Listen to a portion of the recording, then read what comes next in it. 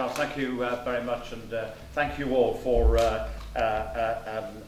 supporting me, I suppose, over the last 35 years as a councillor in Newcastle. And of course, before that, I used to be secretary of the regional party to Peter Freitag's chairmanship in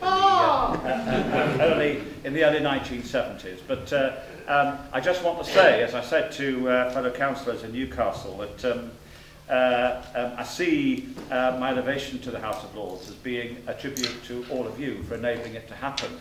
Of course, it wouldn't have happened if we hadn't won control of Newcastle City Council. And we wouldn't have won control of Newcastle City Council in 2004 had it not been for the fact that the party as a whole across the region was seen to be a challenger for power against the Labour Party. So thank you to all of you, and thank you to everybody in Newcastle in particular for that. I want to really just run through how I see the current situation nationally. And in a sense, what I'm going to talk about are things that you might want to pursue in the working groups later on. I found myself kind of catapulted, and it's not just about the House of Lords, I'm kind of catapulted into a quite different role from the one that I had just a couple of months ago, largely because Newcastle is one of only 25 councils in England that are controlled now by the Liberal Democrats. There are a number of other minority administrations, but we actually only control 25. As you'll also be aware, and very conscious of this, we lost 6 seats in Newcastle in the local elections, caused mostly by the fact that we had a higher turnout because of the general election. What happened to us was similar to what happened to Lib Dem councils right across England. A lot of people came out to vote who hadn't been voting in local elections, and because we win in local elections, they were mostly, you know, there's a tendency if you're going to win a local election for your supporters to come out and vote for you because they see it as a worthwhile thing to do because they can win.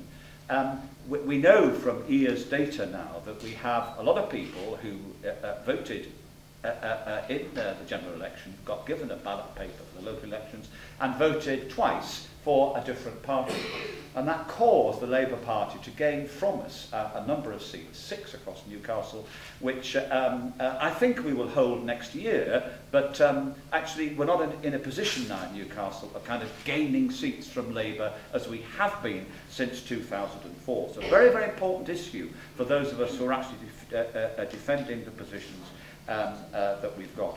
So I didn't expect, in the course of March and April, I was not expecting the outcome that we have. And the outcome is, from my perspective in Newcastle, we are running a major English city, and we're also running the government of the country. Therefore, we are responsible for what happens, not somebody else, and the consequences that we will have the blame for whatever it is heaped upon us by the opposition. Because if you recall the coalition discussions, the Labour Party offered an opportunity to talk about a progressive alliance with the Liberal Democrats. It became very clear that a lot of their people believed that they should not do so, and they believed they should not do so, partly because they'd lost almost 100 seats. So actually, they lost the election. But secondly, and more crucially, they recognised the financial black hole that they had created, and as a consequence of that, preferred not to have the responsibility of sorting out the consequences and then being blamed for the consequences. So how quickly someone like Alistair Darling has forgotten this morning's paper criticising the coalition government for making cuts worse than was necessary. Alistair Darling, of course, the very man who, only a matter of 2 months ago, said the cuts after the election will be worse than Thatcher. So, you know, there's going to be a rewriting of history, and we are going to be blamed for every budget cut that comes along, okay? And we have to be ready for it. The question, and there are 2 questions, well, there are 3 questions I want you to think about, and we can discuss this in about 15 minutes, and then you can discuss them in the working groups. What do we actually think, as a regional party, of where we are currently. What are you actually thinking about the coalition? Very important that we understand each other's perspectives on that. Secondly, how do we remain distinct? The condemns, right? The way in which this is being addressed by the Labour Party. The real danger, it seems to me, that our distinctivity can simply become subsumed in a coalition identity. So, the Tory government, say the Labour Party, supported by the Lib Dems, and I am now saying to people, it is not a Tory government, it is a coalition government. We have to make it absolutely clear what it is that we ourselves are doing to contribute to that which is distinctive. The most obvious is that David Cameron is no longer beholden to his right wing. And so you see in a whole range of policy areas a softening going on of Tory policies. We are responsible for that, but we have to go on being responsible for that and for making the electorate understand, yes, the Lib Dems have made a very big difference and we do not have a right-wing Conservative government as a consequence. But how we remain distinct in the electorate's eyes is of fundamental importance to us as a party. And third question I think we have to consider is how we all relate to each other over the next few months. We have Parliament, we have council and councillors, and we have members of the party. And the channels of communication, it has been, because I talk quite regularly to MPs and to members of the House of Lords, and it is very clear to me that people are feeling, you know, that there's been a kind of a rush, large numbers of meetings, actually delivering a coalition agreement and then delivering the government timetable in terms of bills and so on that have got to come forward. And actually making sure that the bills that are coming forward are bills that our party can support.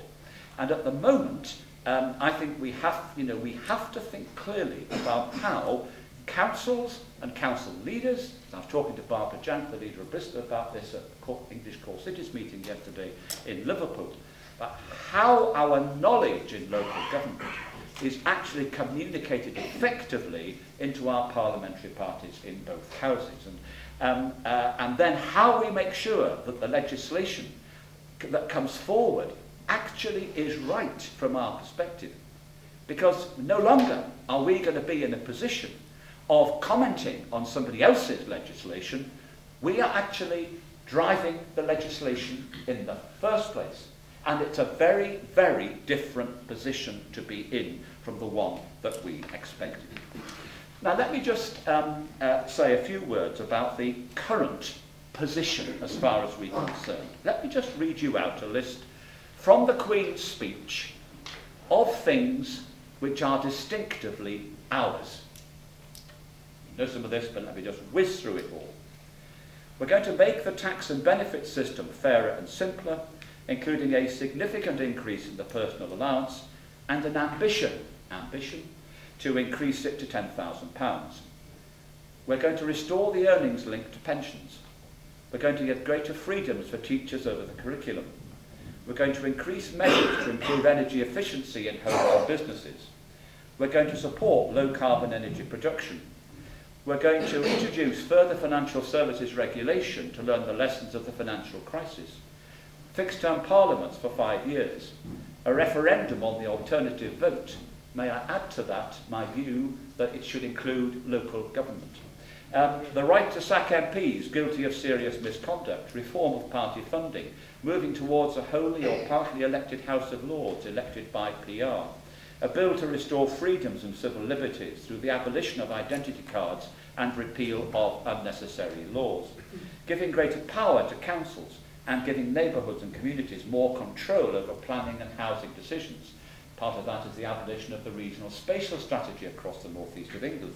Ending child detention, fair compensation for equitable life victims, enabling the creation of a national high-speed rail network.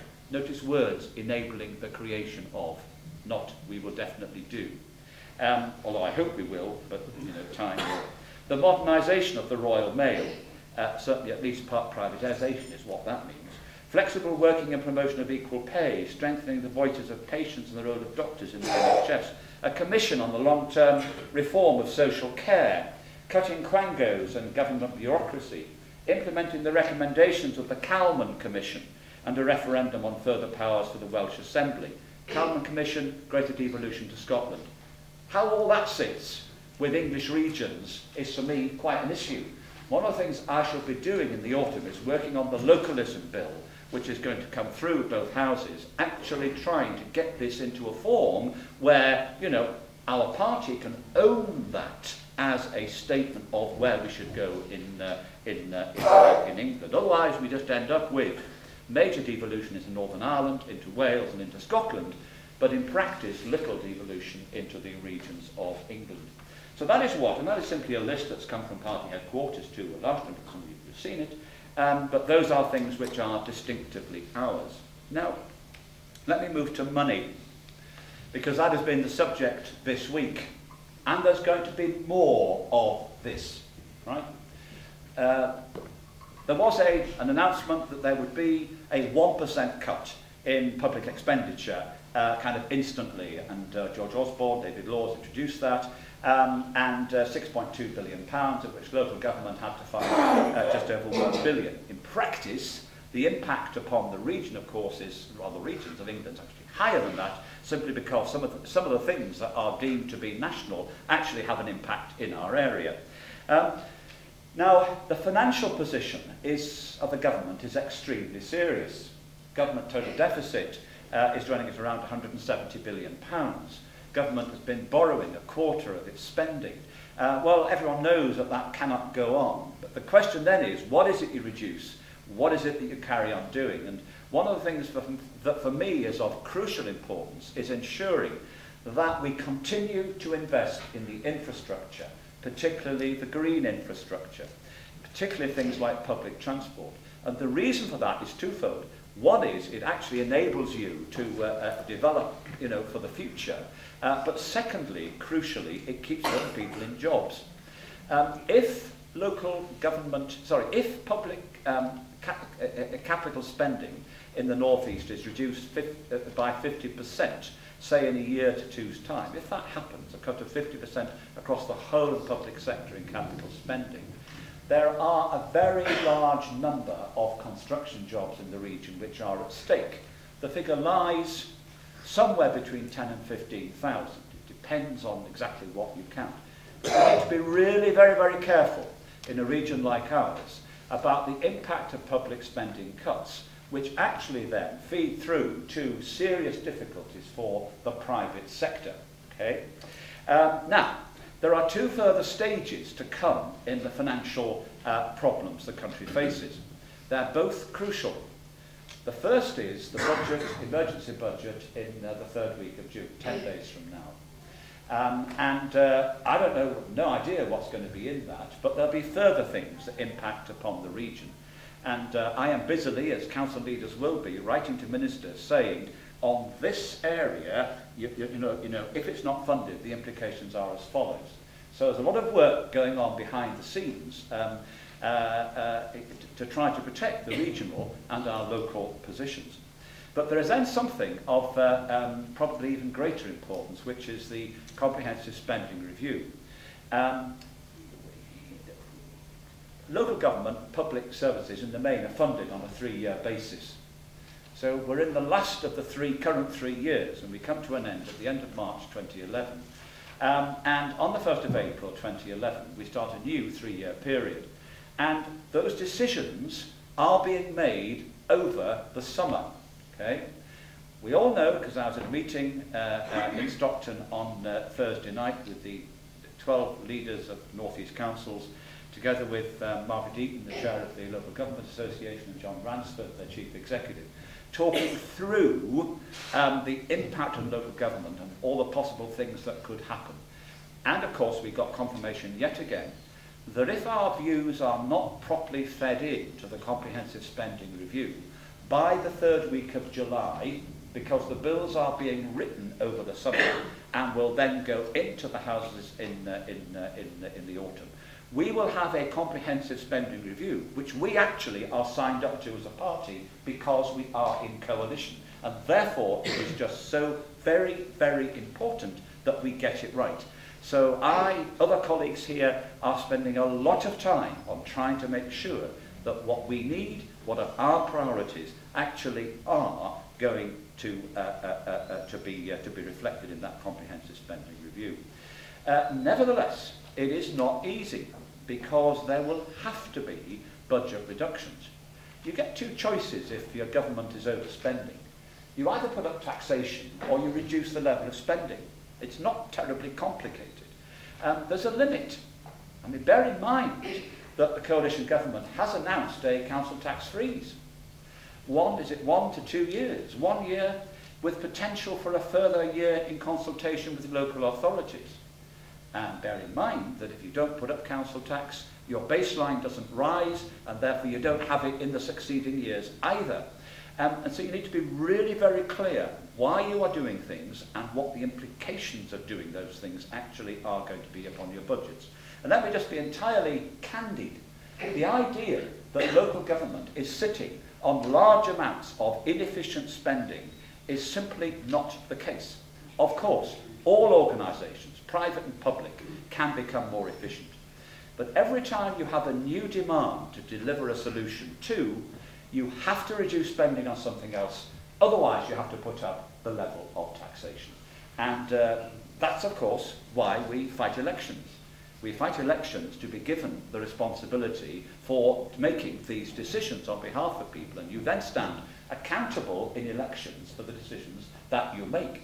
But it is not easy, and we have to make sure that as those decisions get made by the coalition government, that they actually are operating in the country's interest and our interest. And I'm very pleased Nick Clegg has said on at least 2 occasions that parts of the country which are more dependent upon public spending because they have a less well-developed private sector will need some extra assistance to manage the next few years. It isn't, by the way, that the public sector is too big in the northeast of England. It is that the private sector is too small.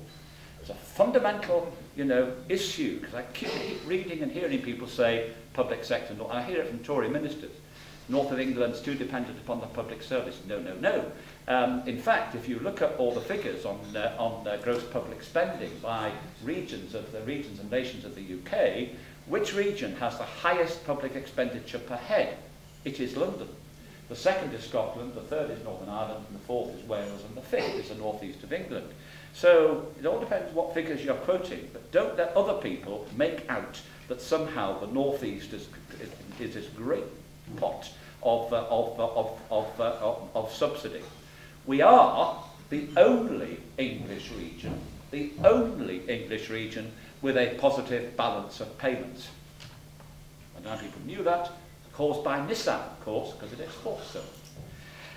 Anyway, all around all that financial issue are real decisions that will have to get made, and they have to get made so that they go into the bill as opposed to being commented on after the bill, or sitting saying, goodness me, I hadn't realised that was going to go and happen, and therefore surely we should change these things later.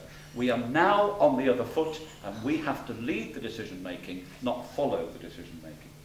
Now, there's a whole lot of issues around governance for the region.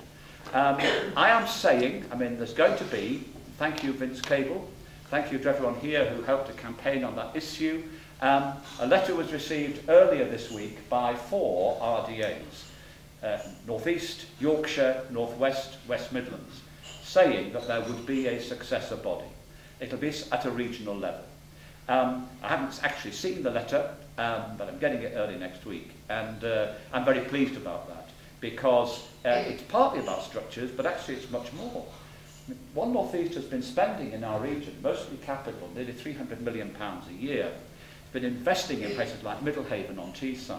It's been investing in both ports, both major ports. Never forget, Teesport, second biggest port in the UK. You know, these are big, big issues for the region. You look at investments in medical research or into NAREC and Blythe and renewable energy and all that's now happening on our rivers. These things have been promoted by One North East, working with civil servants in Whitehall and ministers in BIS. But I'm just very pleased indeed that the structures will stay. However, there's a debate about whether there'll be a government office. We have to have a view about this. I am speaking in practice, I'm saying lots of things about this. I am urging co-location, which is a euphemism for joining up the residual body for One North East, the government office, the Strategic Health Authority, and all of the inspection regimes that operate regionally. And to that I just add virtually all regional bodies that are publicly accountable. And I put them in physically the same place so they all talk to each other. Because the context for me is very, very important. And that is that public spending, because it's silo spent, all the Whitehall departments, local government, other Quango bodies, actually there is waste. And you have to make sure that your overheads between all of these bodies are not wasting public money that could be spent on children's services, on adult social care, on beds in hospitals and so on. And so, you know, if you see me in the journal from time to time, in the Chronicle, I'm just saying, continuing to pursue this view that the concept of total place, capital TP, for those how it's phrased, but place-based budgeting for the public sector. This, for me, has become probably the single most important thing that we have to do, because that then drives out waste in public spending and enables you to spend money on real people in real places. There's a whole lot of other things about elected mayors, and I mean, I don't like direct elections of police commissioners, and I don't like what the coalition is saying about direct elections to PCTs either, largely because I think this is the job of councillors. I mean, why do you have councillors if they're not going to do some of these jobs? And they do have an electoral base, so maybe some work to do there. A whole lot of things around inspection and performance for local government also to be abolished, and I have to say that I welcome all of that. I have some reservations about what's being proposed around the schools agenda and academies, but I don't regard it for me as any great kind of, I think we can work with the way in which the legislation is being framed. Basically, any school that is outstanding can become an academy and become pretty well independent of local authority control. A lot on devolution of power to neighbourhoods. Read the Conservative Party's views on planning and planning consultation in neighbourhoods for housing developments, for example. It is much more devolutionary than what we have. It may also encourage NIMBYism, of course, so you have this kind of fine line to draw between the two. But something very close to my heart, we are going to have legislation to give new powers to communities to save local facilities and services, threatened with closures, and to give communities the right to bid to take over local state-run services. We keep losing pubs in Newcastle. Community, neighbourhood pubs, right? We have no planning powers to say we don't think that should be converted in planning terms to an office block or to a care home or whatever it is, without the community having a right to say that they could run the pub themselves. And getting powers like that, which actually enhance neighbourhoods, are very, very important to me. I don't want to see, we must beware as a region of fighting against each other geographically. You may have heard me say that in the region, it isn't really about the differences in political parties, important though those are. It's actually differences by geography that cause most conflict. You'll find people, and inevitably in a sense, people want to make sure they do the best for their own area. But in terms of an abolition of the regional spatial strategy, which I support, which basically says where the houses are going to go across the region, you have 12 councils, all of which are then competing with each other to build houses. And the market will start to decide some of these things. And we just need to be really clear about how we see that and how we then work with that. a whole host of things around energy, climate change, green infrastructure, I mean, a lot of it which is really very, very welcome in my view. Now, I think I'm going to stop. I can say a great deal more, but won't do so, except I want to pose the questions again to you. Is, what do we think of it so far in terms of a coalition government? How do we remain distinct? So as a Lib Dem say, I'll give you an example. You may have seen it in the Journal or the Chronicle 2 or 3 days ago, because I commented upon the decision to cut area-based grant. Now, sorry, this may sound a bit technical, but terribly important. The decision was made by Eric Pickles, rightly in my view, and he explained it last night on Any Questions, if you heard him, that the £29 billion that is paid by government to local councils was kept this financial year. No reductions in that at all. And that was good. But to find the budget reductions required that £1.2 billion as part of the over £6 billion that was announced by David Laws and George Osborne, the 1% of total national public spending. Something had to go. And what's happened is that Newcastle and most councils around the region have lost around, in our case, about £2 million in area-based grant. That supports things like connections, supports a number of programmes previously run by the local education authority in terms of things like school attendance and so on, and support for children. And of course it is a real cut. And of course what happened was that the way in which the cut was imposed meant that actually the North East of England had a higher proportional cut than other parts of England. And we got word of this on Tuesday afternoon. This was likely to happen. We had letters going in to Michael Gove and other ministers on Wednesday saying, please don't do this. But of course, 24 hours later, it happened. And I just released the letter that I had written to the media. I just thought, I'm going to say this. This is what I have said. And this is what the other council leaders have said too. And so the headline of the Journal appears, Lib Dem leader criticises his own side, something like that. Which of course was correct. I had done. But, was it right to do so? Well, I felt it was. I think I have to. My job and our job is to A, maintain our distinctivity as a party, and B, that if we think something isn't in the interest of the region or our own areas, that actually we just say it publicly. It is much better if you do that than not do it, because otherwise it will be assumed that we're just lobby fodder for whatever decisions get made, and I think we can't do that. Which takes me then, finally, Charles, just to say, how do we all together make sure that we are communicating properly? So it's about Alan and Ian, Diana, I'm in the House of Lords, shortly, 4 weeks' time, myself, Fiona, MEP, all the people in the region who have a parliamentary role. The council leaders, Jeff Reid and I had a talk on Thursday night at Stockton to the LGA meeting about how we might relate even better between Northumberland and Newcastle. Yesterday I was with Paul Tilsley from Birmingham as well, and Sheffield Council, where we're still minority control of Sheffield, just about how we make sure that the things that matter to us actually get discussed. Otherwise, we're going to find ourselves railroaded by civil servants. Don't imagine it'll just be the Tory party, or even our own parliamentary party. To be, how do you make sure people know what the impact of a policy decision is going to be? And that's what we have to get right. And I was having a discussion over coffee with 1 or 2 people just about this issue.